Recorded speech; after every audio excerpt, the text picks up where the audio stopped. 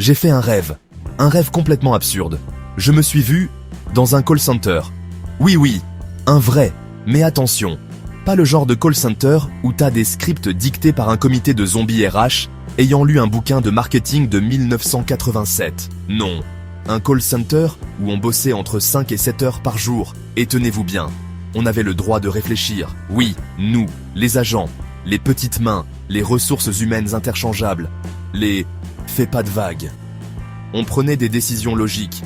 On n'était pas là pour réciter comme des perroquets enrhumés un script imposé par le client, qui bien sûr, dans la réalité, n'a jamais demandé à ce qu'on passe pour des ignares décérébrés avec une syntaxe de poisson pané. Ah, le rêve était si beau.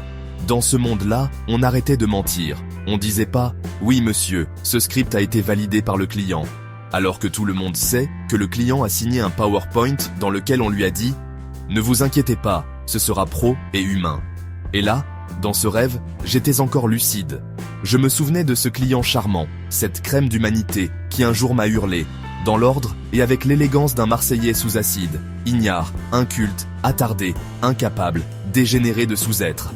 C'est resté gravé dans mon cœur comme une chanson de Francis Lalanne qu'on ne peut plus oublier.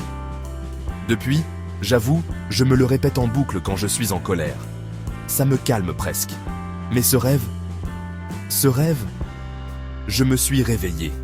Le casque sur les oreilles, les yeux collés, le café froid, le script toujours aussi débilitant.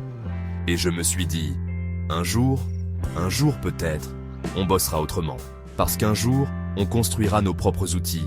Parce qu'un jour, on ne laissera plus des PowerPointers dicter le réel. Parce qu'un jour, on sera traité comme des humains, pas comme des extensions vocales de tableur Excel.